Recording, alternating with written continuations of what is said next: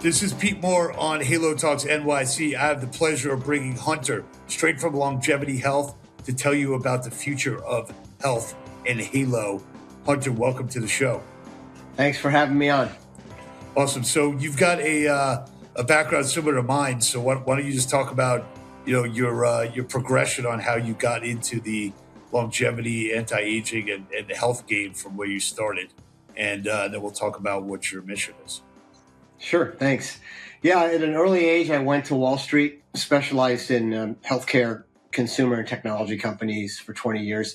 I was always a huge athlete into sports and health and wellness. And in fact, Lance Armstrong used to come in the office all the time because my boss was the founder of the Discovery U.S. Postal Team. So I got into cycling.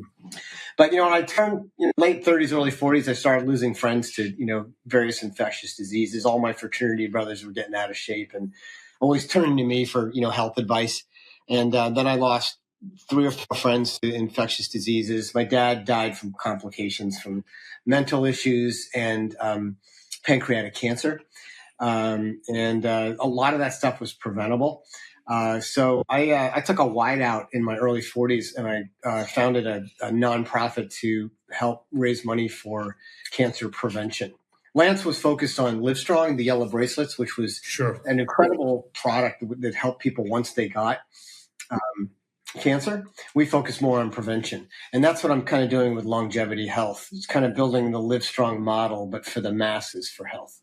Got it. And then from a standpoint of how you attacked that angle of cancer prevention, was that through partnerships? Was that through just direct education and trying to get people to change their lifestyles? Or great question. Testing? I started a national cycling series in benefiting Livestrong cancer centers where you had to fundraise and exercise and ride 100 miles to be part of it, and you had to raise money. So we did that. We raised tens of millions of dollars for cancer research centers all around the country. But there was a social element to it, fundraising, getting people together on teams to, go GoFundMe and we were changing people's behavior. So in addition to, focusing on raising money for cancer centers, we were motivating and moving people.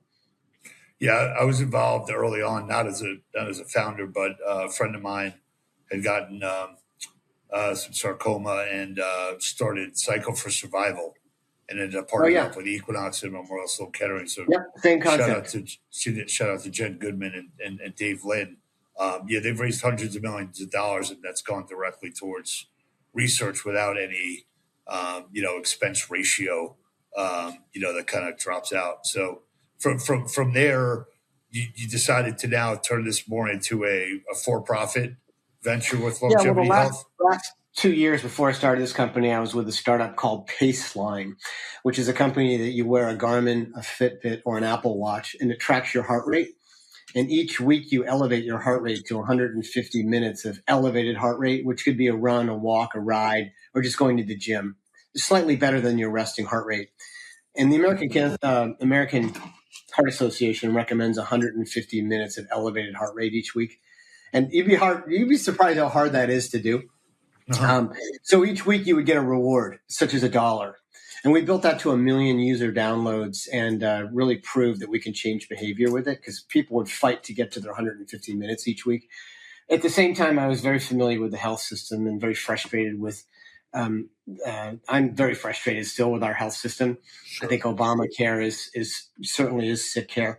And I've always wanted to build a company to use people's data to help them guide themselves through health prevention. And some of the common tests that you're seeing today, which are pretty incredible, like blood tests and DEXA scans and sleep studies, Oura Ring, all this data. And my mission is to really, give people the Peter Attia, what Peter Attia charges $150,000 for as little as 30 cents a day. So giving the masses the tools to use their data to help them guide them through there. And I can get into that in a second. So that's where I went from Paceline to behavioral change. And now I got to get in the health system and build a platform that democratizes data for consumers. Right.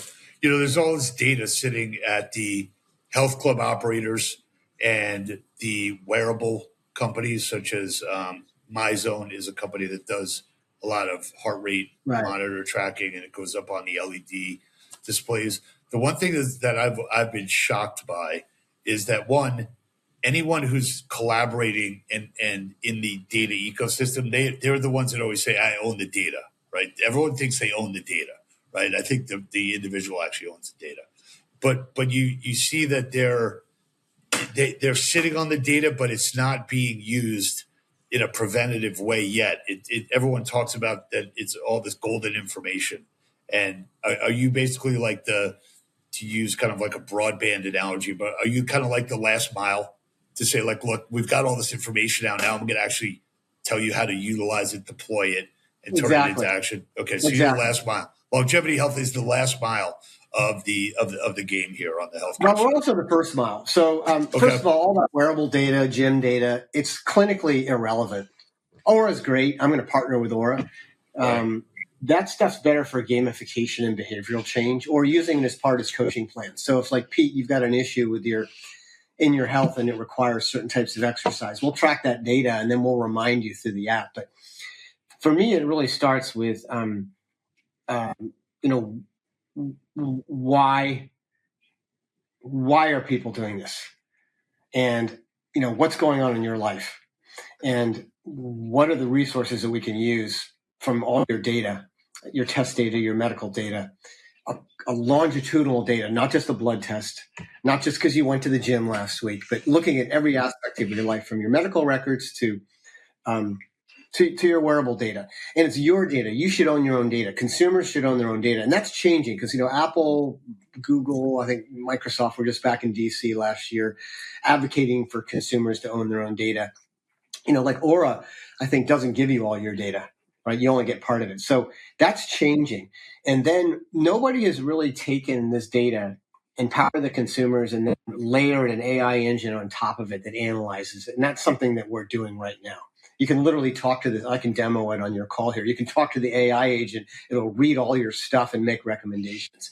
And then eventually, when the regulatory environment is available, we can allow an AI agent overlooking your data to become your primary doctor. So let's dig deep in for a second on the AI side.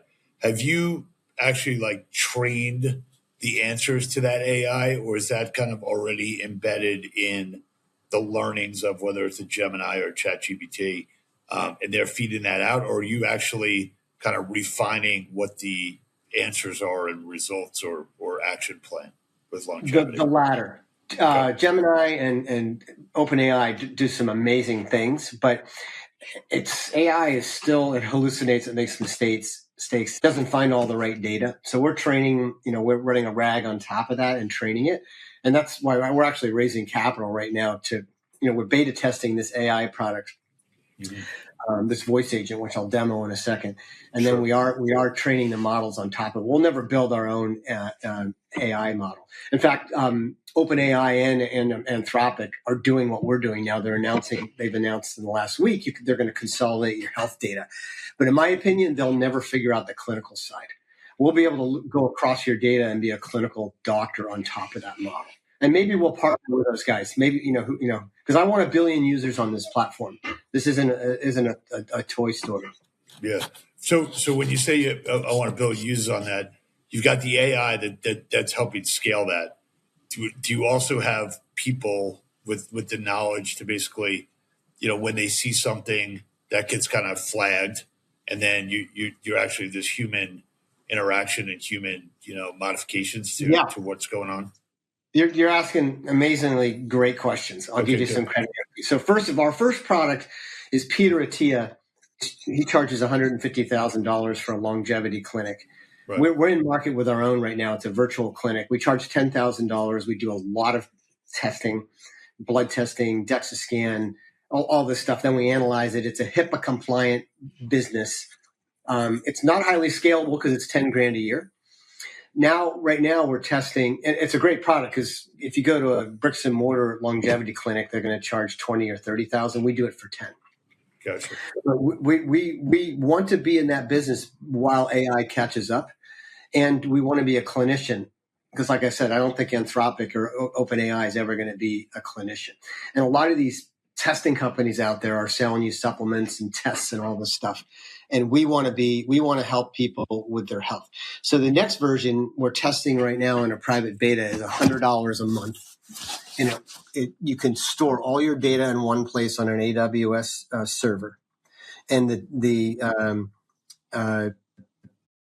read your records and make recommendations.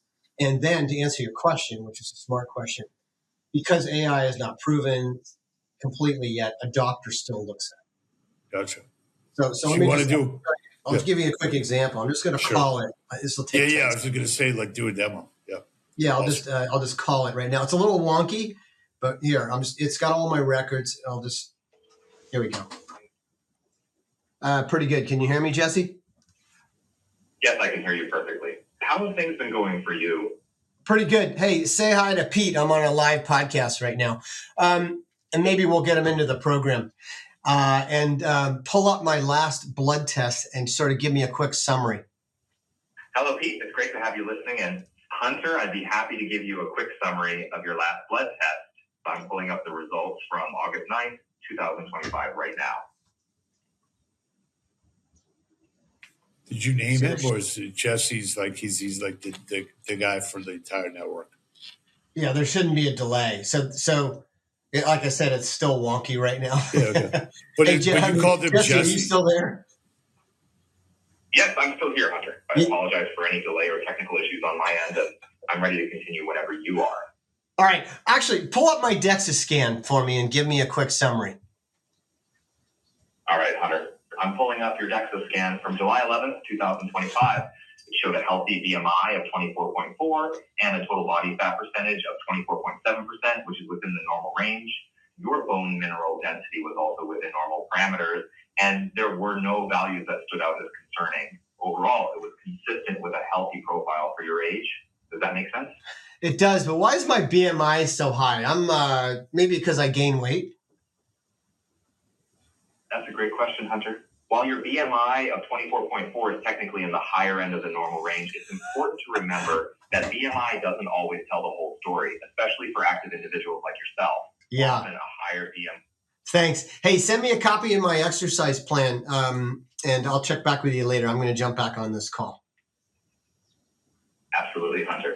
So I'll get a text and an email with my diet plan. It's so funny. I've been an avid cyclist my whole life, and I have like zero body fat. But I've started this company and I put on weight. I don't look fat. I'm probably 10 pounds over my race weight. But my BMI is at the high end of the range. I gotta kick out of that. That's funny. So anyway, to talk about how that information got into your system, is that somebody did? So if I was to join one of your clinics or virtual longevity retreats, or what do you call it? Just it's our longevity clinic. Yeah. So I would get that done at a local outlet here, or I'd go get my So we're partnered. Quest, I'd get my blood done. We're partnered all over the country with labs and testing facilities. We'll never open our own. We just partner with everybody. Right. And we just make the process really easy. And when you get your test done, it automatically downloads through an API into your private account.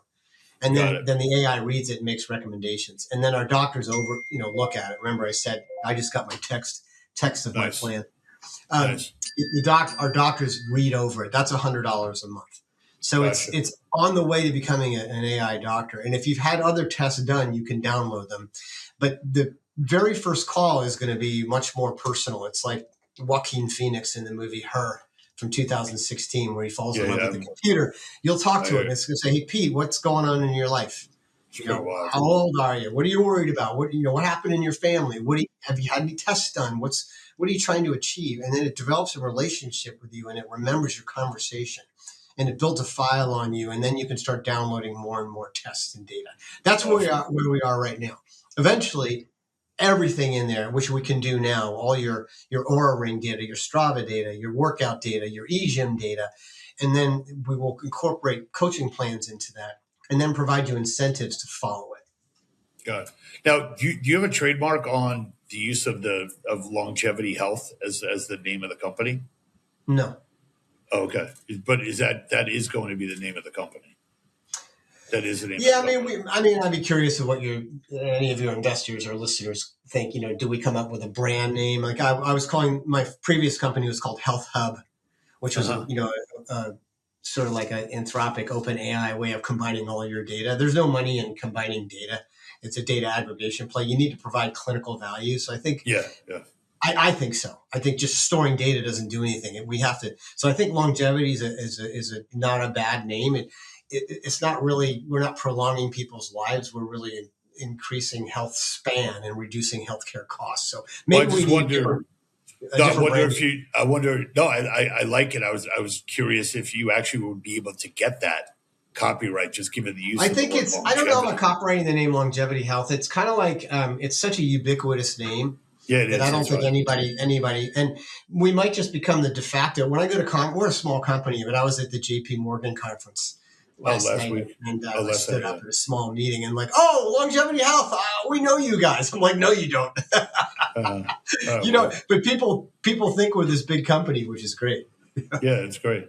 Well, I mean, if you do those demos and you got this guy pulling data like that, it's almost as if the size of your company or the amount of employees you have might be irrelevant Yeah. if you have the right technology and the right Hey, I think infrastructure I can set up for build that, right? a multi-trillion dollar business, Uh, by changing the nature of preventive health with data for 20 to 30 cents a day globally, and partner with everybody. So we become everybody's friend. And maybe OpenAI is going to do it and they're going to give it away for free. But like I said, I think you need to provide clinical value to people, and AI can do it. and so as you kind of think about, look, you came from a finance background. You're a capitalist by trade. Obviously, you went out and started a nonprofit and did a lot of great things for a lot of people. So at this point in this company, how do you kind of toggle between I'm going to create a multi-trillion-dollar company. I also want to help like 10,000 people make sure that they stay alive and use my data and on the phone with Jesse, as much as they can. How do you kind of balance your entrepreneurial spirit and your like capitalistic, desires? That's a tough one because we do need to raise some capital to build this out. I don't want to Yeah, raise too much money and dilute the company or the younger employees that are going to be in this for 20, 30 years. I don't want to raise too much money and just buy the business, using marketing dollars to buy consumers. I think, and I'm also at the stage of my life. I'm not, fresh off the birth boat here. I'm in my early 60s. I have the energy of a 30-year-old, and I've got an amazing young team working around me. And I've just been around long enough that I have a lot of contacts in Washington, D.C., and then major Silicon Valley companies who are behind me, and that I have this mission to change the nature of preventive health. So I don't want to drop names, but there's some big likes of the Amazons and the Metas of the world, the Stravas of the world, Apple Computer, who Anthropic, all these guys. I'm talking to every one of them. I'm like, look, I don't want to be your competitor. I want to change the nature of preventive health. I'll use your yeah, platforms, like Amazon.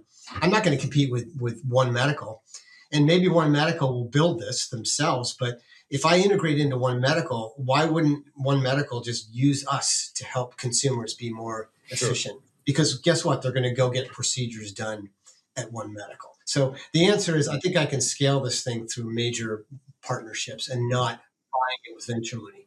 Yeah. Well, I do think that they're look, I mean, if I harken back to high school and everyone was using Microsoft Windows and Yeah, Excel, and you start to use those systems, or you get on Gmail, right, 20 years ago.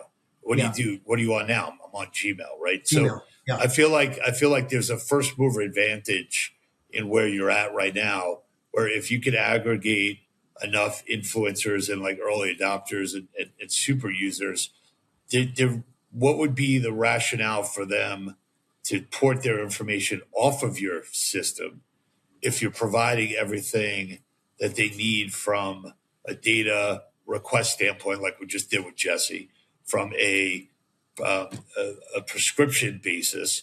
I'm just a creature of habit, and I think a lot of people are. So once I get on a system and it works, like you can never convince me to like go on Android, right? I'm an Apple user. So I guess right. my point is like if I'm on Longevity Health or wherever you name it, and I got all my information there, that's provided me what I need, and I'm getting the results I want. If somebody came to me and said, "Hey, for 24 cents a day instead of 30 cents a day, you can get on my system," you're not going to change. Why would I do that? Right? It just doesn't make sense. So I feel like you might be like, that's why I say Anthropic and OpenAI might do that. They might make it free, and they get the land grab. But we'll find ways to layer into those by adding an AI engine on top of that for clinical value, to actually provide value to you. So it's a good question. And one of my competitors raising money might just do very much like, I started a company similar to GoFundMe when I was with my nonprofit, and GoFundMe got the category. They became the category killer. And sometimes you need to raise a shitload of money from VCs to go buy the business. I hope I don't have to do that, because I want to do exactly that. I want cradle to grave data owned by consumers. So when you're like 85 years old and your kids are taking care of you, all your data is there. They know what you're eating. They know where you like to travel. They know what you like to wear. They know how to change your diapers. The caregiver comes in and knows what to do. But right now we don't have any of that. It's a mess. So we would love to have that land grab. Well, let's do this. If you can get us the information, we'll put it up on the show notes on the cap raise. I do agree with you that building a business and not just trying to create a moat by the amount of money you raise and hope that you outspend people. Like, it sounds like you're pretty grounded in the fact that if I deliver everything you need, I know what people need, and I can see around the corner, people are going to gravitate towards that anyway. We'll see. I mean, we're at $1 million run rate right now with our base business, on our way to 10 million. That's correct. We are raising $2 million right now, all for engineering and development. We anticipate hopefully a 5x valuation round later this year to do a big seed round. So I'm looking for, if any of your investors are looking for this particular round, this is the cheapest that people can get in. I don't want to call it the riskiest. We could raise a lot more money. And I'm looking for people that not only change the nature of health Kool-Aid, but people that can help us make those introductions to distribution partners. Lastly, we just booked a huge B2B trial yesterday, because eventually this will go all B2B. You'll still own your own data, but your company will have access to the data. And we can trump all the actuarial data from claims data using health data to help companies reduce healthcare reserves and costs. So I'm looking for investors that can make more introductions. Awesome. Well, feel free to use our HALO acronym, because we're trying to get people to live a HALO lifestyle. This is a huge component of that. And, let's see if we can be helpful to you, not just on the investor introductions, but, our whole business on the advisory side is really bricks and mortar health and fitness companies and boutiques and large chains. So that's where the people are that are actually motivated to do this. Who's some of the bigger chains you guys are working with? We do a lot of work with Planet Fitness. We do a lot of work with Orange Theory, Crunch Fitness. Cool. We've done transactions with EOS, which is a big chain out in the Southwest, Choose Fitness. So a lot of the bigger box middle market clubs is where the mass market is. At Paceline, we work with Crunch and with Orange Theory, and I know Baram at Lifetime. I mean, they're trying to do their own thing in health, but ultimately, like, partnering with those fitness clubs are going to be where we're going to grow this company, because one, we can put blood tests. We can do the DEXA scans in there. We can do the blood tests in their centers. We can give them a revenue share. Or we can white label this platform into theirs. So it's Planet Fitness, by Longevity Health. Yep. So those are incredible. I'd love to talk to you more offline about that. Let's do that. Well, thanks for coming on. Love what you're doing. Keep up the great work, and let's see if we can be helpful to you. Go HALO. Thanks. Awesome.